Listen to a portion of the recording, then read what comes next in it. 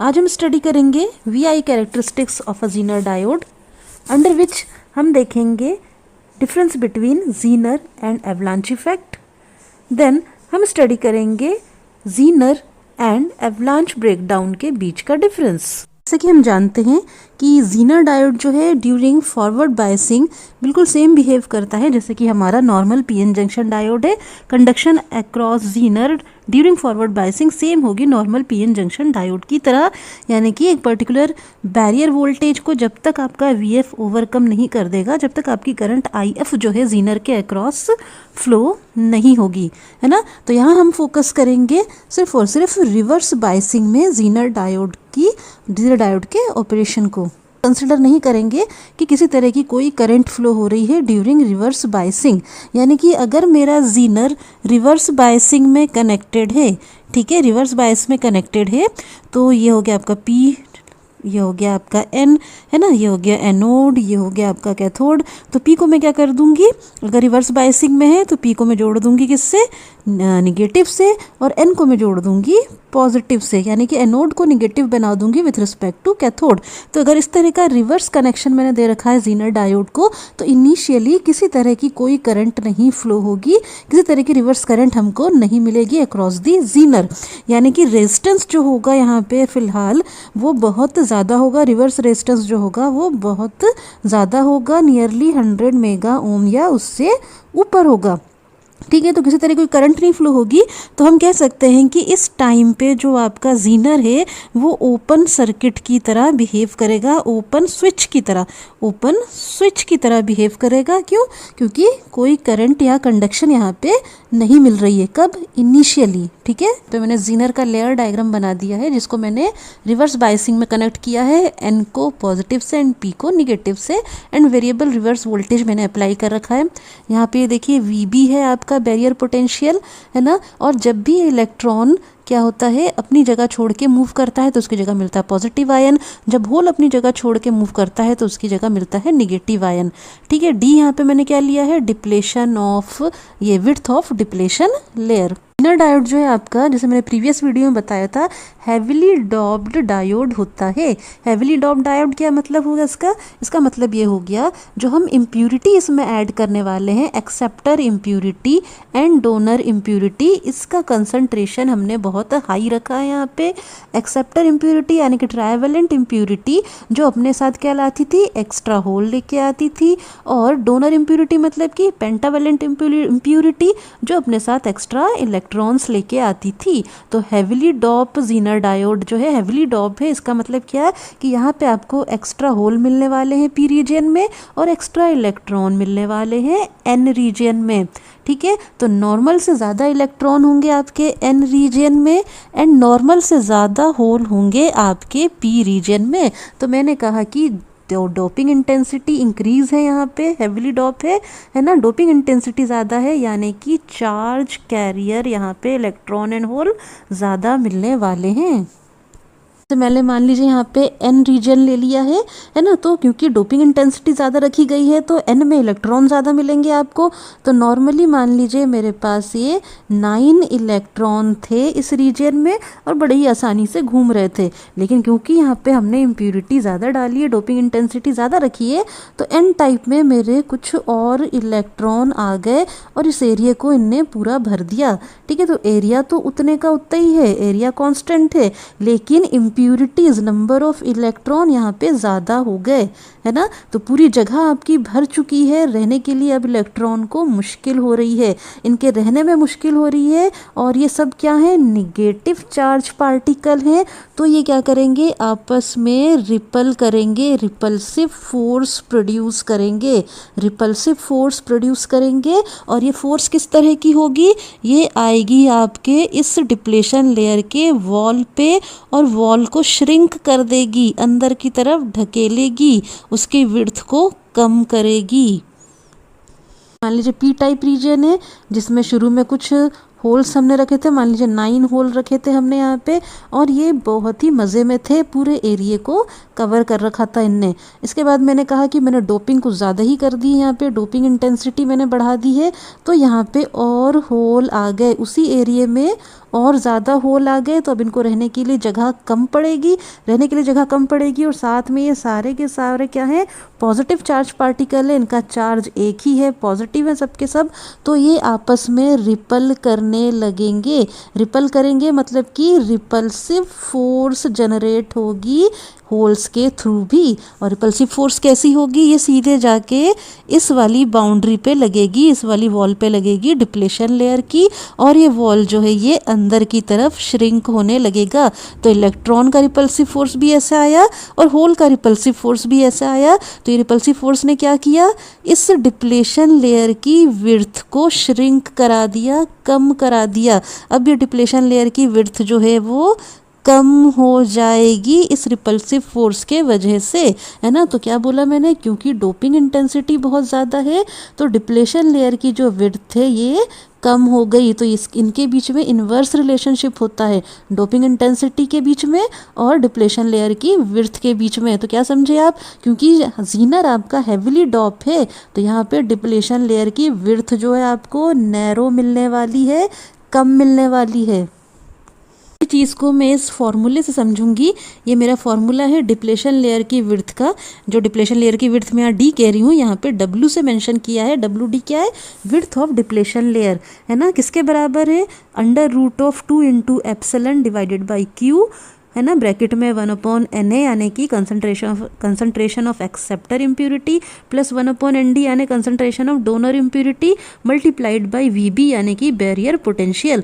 तो ये जो डिप्लेशन लेयर की विड्थ है वो किस किस पे डिपेंड कर रही है, एक्सेप्टर इम्प्यूरिटी की कंसंट्रेशन पे, डोनर इम्प्यूरिटी की कंसंट्रेशन पे, और डिपेंड कर रही है बैरियर पोटेंशियल पे, और डिपेंड कर रही है किस पे, चार्ज ऑफ इलेक्ट्रॉन Q पे, और डिपेंड कर रही है एप्सिलॉन पे। एप्सिलॉन क्या है आपका, इलेक्ट्रिकल परमिटिविटी, ठीक है, यानी कि एप्सिलॉन होगा epsilon R into epsilon not, यानी कि रिलेटिव परमिटिविटी किसी भी मीडियम की, एंड ये आपकी क्या है, फ्री स्पेस या वैक्यूम की परमिटिविटी एप्सिलॉन नॉट, ठीक है। जो परमिटिविटी है आपकी इलेक्ट्रिकल परमिटिविटी, ये सिलिकॉन के केस में अलग होती है, जर्मेनियम के केस में अलग होती है। अगर कोई न्यूमेरिकल आएगा तो ये उसमें मेंशन रहेगी।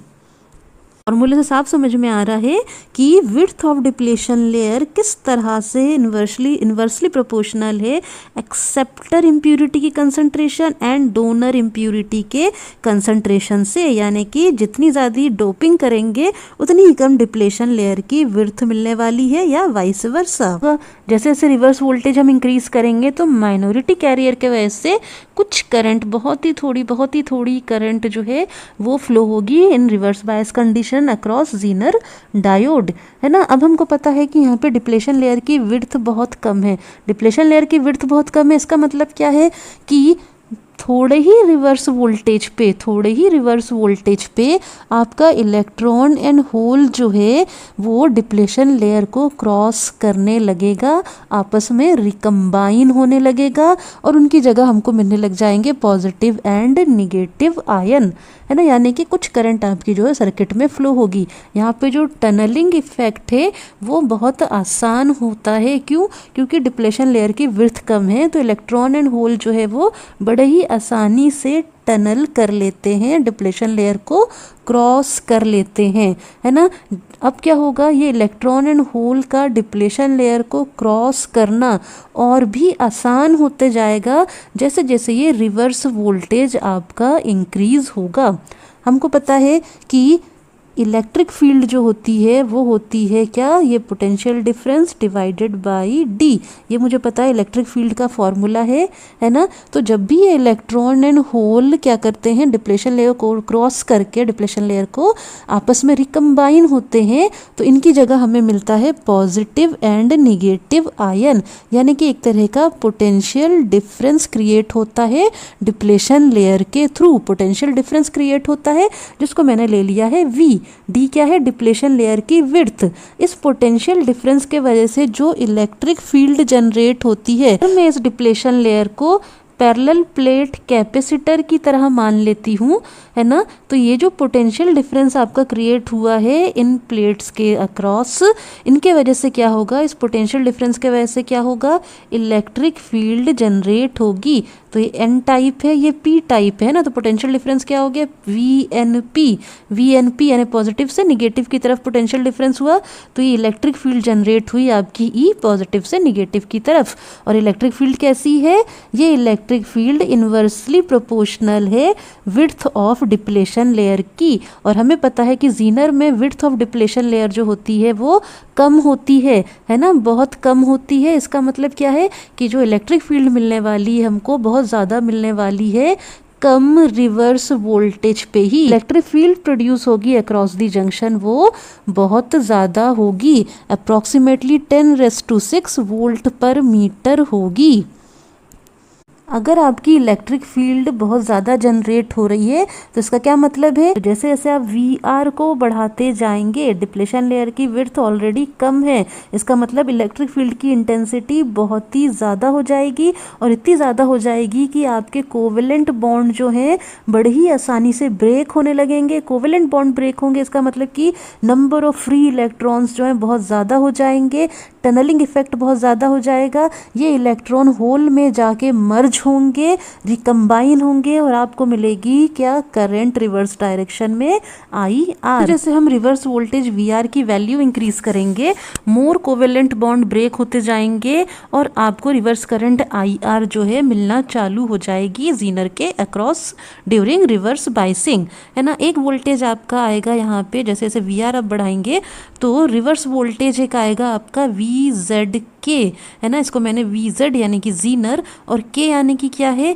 कि ये एक तरह से नी वोल्टेज जैसा है, जैसे कि फॉरवर्ड बायसिंग में नी वोल्टेज होता था, वैसे यहाँ पे जीनर के अक्रॉस रिवर्स बायसिंग में हम नी वोल्टेज दिखा रहे हैं। ये नी वोल्टेज क्या है आपका, वी जेड के यानी कि जीनर का नी वोल्टेज, वो पॉइंट जिसपे कि आपकी अब जिस वोल्टेज के बाद आपकी जो है करंट फ्लो होने लग जाएगी in reverse biasing across Zener diode. तो वी जेड के प्रोपोर्शनल जो करंट है वो क्या है आपकी, आई जेड के, यानी कि कौन सी current, knee current. We Z के बाद जो है आप ये शो करेंगे कि आपकी करंट जो है वो इंक्रीज होने लग रही है ना। वी जेड के बाद आपकी करंट इंक्रीज होने लग रही है। अब आप जब अपनी रिवर्स वोल्टेज वी आर को वी जेड के से बढ़ाते हैं और ले जाते हैं वी जेड के पास यानी कि जीनर वोल्टेज के पास, तो क्या होता है, आपका रिवर्स डायोड जो है जीनर डायोड वो हैविली कंडक्ट करने लगता है, हैविली एंड शार्पली कंडक्ट करने लग जाता है। मतलब कि आपका डायोड जीनर रीजन में एंटर कर जाता है, जीनर रीजन में एंटर कर जाता है and heavily and sharply conduct करने लग जाता है। करंट जो है रिवर्स करंट यहाँ पे हैविली फ्लो होने लग जाएगी, जिसको हम बोलेंगे आई जेड यानी कि जीनर करंट। तो वी जेड के बाद क्या मिल रही है आपको, रिवर्स करंट आई जेड मिल रही है heavily and sharply. V Z की नॉर्मल वैल्यू क्या होती है, वी जेड की नॉर्मल वैल्यू जो होती है 5 to 8 वोल्ट होती है ना। तो वी जेड की वैल्यू 5 to 8 वोल्ट होती है। इसके बाद आपका जीनर डायोड जो है वो शार्पली कंडक्ट करने लग जाता है, जीनर करंट आई जेड आपकी फ्लो होने लग जाती है। ठीक है, अब इस जीनर करंट की भी हमने एक रेंज रखी है, कहाँ से कहाँ तक इसको फ्लो होना है।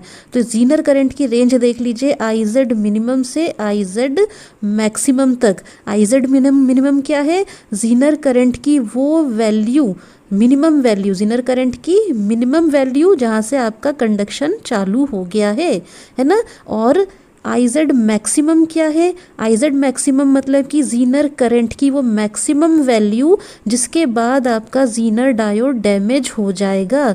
आई जेड मिनिमम से आई जेड मैक्सिमम के बीच ये रीजन कहलाता है सेफ रीजन। इस रीजन में आपका जीनर हैविली कंडक्ट करेगा, शार्पली कंडक्ट करेगा एंड सेफली कंडक्ट करेगा, है ना। आपकी जो डायोड है बहुत ज़्यादा कंडक्ट करेगी लेकिन डैमेज बिना।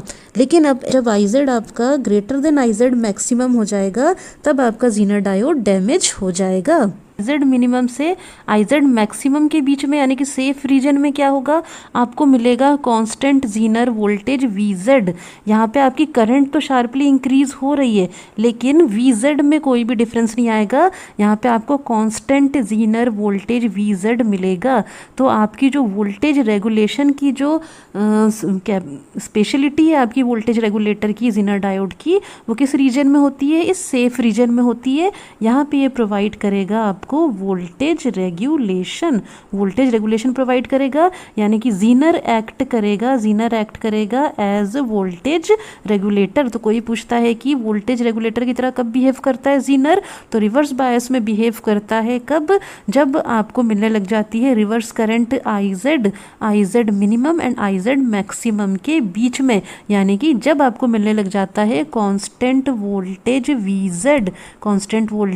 जेड। ठीक है, अब ये वी जेड क्या है आपका, ये वी जेड है I Z into are Z. I Z क्या है यहाँ पे, रिवर्स करंट आपकी जीनर की, और आर जेड क्या है, जीनर के अक्रॉस रेजिस्टेंस, है ना। क्योंकि हमको कांस्टेंट वोल्टेज चाहिए लेकिन करंट हमारी लगातार इंक्रीज होती जा रही है, तो इसका क्या मतलब है कि कहीं ना कहीं हमको ये जो रेजिस्टेंस आर जेड है उसकी वैल्यू कम करनी होगी, है ना। तो to maintain constant voltage V Z हमको क्या करना होता है, हमारी आर जेड की वैल्यू जो है वो कम होने लग जाती है जीनर के अक्रॉस। ठीक है, तो आई जेड की वैल्यू आपकी बढ़ती जाएगी लेकिन कांस्टेंट वी जेड के लिए आर जेड की वैल्यू जो है वो डिक्रीज होती रहेगी कंटिन्यूसली।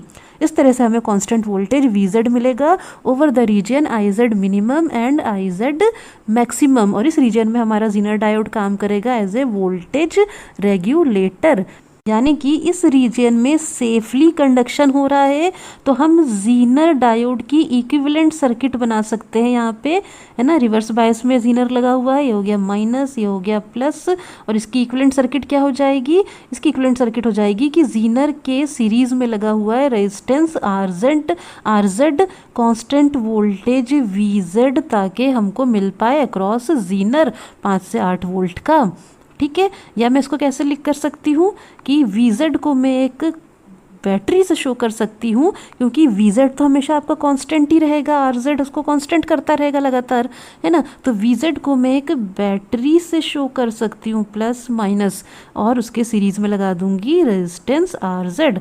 तो मैंने क्या किया, इस जीनर को रिप्लेस कर दिया वी जेड वोल्ट की बैटरी से, जिसकी वैल्यू क्या होगी 5 से 8 वोल्ट। तो हमारा रिवर्स वोल्टेज वी जेड हो गया है और हमको हैवी करंट आई जेड मिलने लगी है, तो हम क्या बोलेंगे, हमारा जीनर इफेक्ट जो सीन में आ गया है, हमें जीनर इफेक्ट मिलने लग जाएगा। तो जीनर इफेक्ट क्या होता है, जीनर इफेक्ट यही होता है कि जब हमारी रिवर्स करंट तो बढ़ रही है लेकिन वोल्टेज अक्रॉस जीनर जो है मेंटेन्ड रहता है वी जेड कॉन्स्टेंट वोल्टेज पे, तो ये होता है हमारा जीनर इफेक्ट।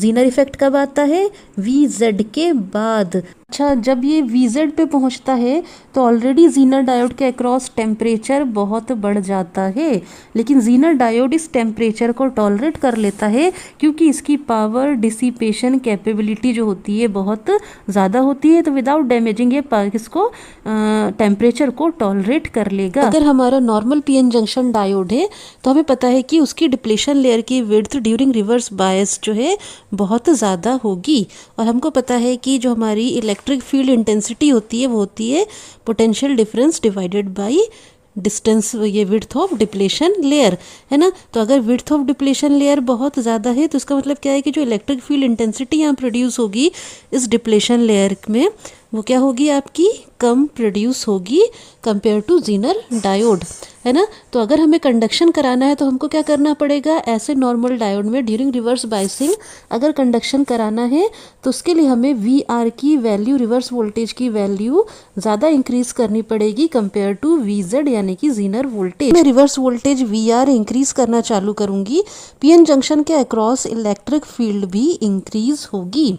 उसके वजह से क्या होगा, इलेक्ट्रॉन जो होंगे वो कोवेलेंट बॉन्ड ब्रेक करके फ्री होने लग जाएंगे। कोवेलेंट बॉन्ड जो है आपका इस हाई इलेक्ट्रिक फील्ड के वजह से क्या होगा, ब्रेक होना चालू हो जाएगा। कोवेलेंट बॉन्ड ब्रेक होते ही आपको फ्री इलेक्ट्रॉन्स मिलने लग जाएंगे।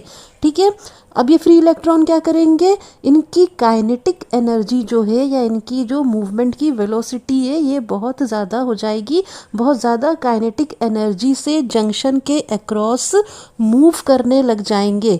ठीक है, अब इनकी काइनेटिक एनर्जी इतनी ज़्यादा होगी कि ये मूवमेंट के ड्यूरेशन क्या करेंगे, मूवमेंट के दौरान क्या होगा, ये कोलाइड होंगे दूसरे एटम से, है ना, ये कोलाइड होंगे दूसरे एटम से और कोवेलेंट बॉन्ड जो है वो और ब्रेक होते जाएंगे। और जैसे जैसे कोवेलेंट बॉन्ड ब्रेक होगा क्या होगा, इलेक्ट्रॉन फ्री होता जाएगा, फिर वो दूसरे एटम से कोलाइड होगा और कोवेलेंट बॉन्ड टूटेंगे और इलेक्ट्रॉन फ्री होते जाएंगे, है ना। तो कोलिजन के वजह से क्या होगा, कोलिजन के वजह से होगा क्या, कैरियर मल्टीप्लिकेशन। कैरियर मल्टीप्लिकेशन मतलब क्या, कि चार्ज कैरियर जो है फ्री होते जा रहे हैं, इलेक्ट्रॉन जो है वो क्रिस्टल में फ्री होते जा रहे हैं। उनकी मूवमेंट के वजह से क्या होगा, एक टाइम ऐसा आएगा आपका कि हाई रिवर्स करंट जो है पीएन जंक्शन के अक्रॉस फ्लो होने लग जाएगी, है ना। तो जैसे जैसे हम VZ से बाहर आ रहे हैं, आगे निकल रहे हैं, 5 to 8 वोल्ट के ऊपर जा रहे हैं, 8 वोल्ट से एक्सीड कर रहे हैं, यानी कि हम एक पर्टिकुलर वोल्टेज पे पहुंच गए हैं। इसका नाम ले लेते हैं हम VBR, यानी कि रिवर्स ब्रेकडाउन वोल्टेज।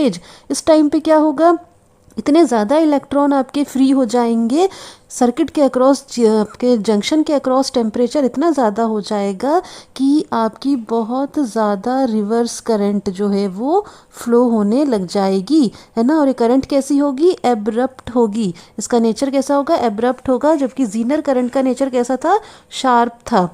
ठीक है, तो ये करंट इतनी बढ़ जाएगी, है ना, जैसे जैसे आपका रिवर्स वोल्टेज बढ़ेगा तो ये करंट इतनी ज़्यादा फ्लो होने लग जाएगी जंक्शन के अक्रॉस कि आफ्टर सम टाइम क्या होगा, आपका जो पीएन जंक्शन है वो डैमेज हो जाएगा, है ना। ये करंट जो होगी आपकी, ये एवलांच करंट कहलाएगी।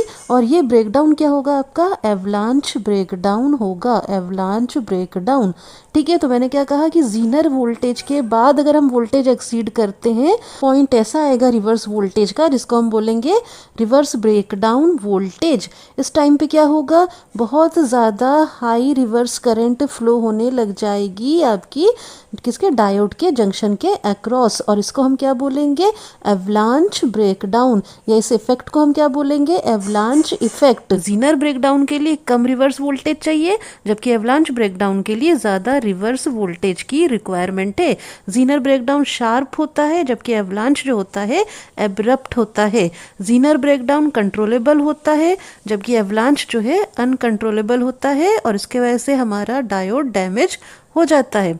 जीनर ब्रेकडाउन किस में होता है, हेविली डोप डायोड में होता है, जबकि एवलांच लाइटली डोप उसमें जंक्शन में होता है। तो आज के लिए इतना ही। नेक्स्ट हम पढ़ेंगे zener diode as voltage regulator.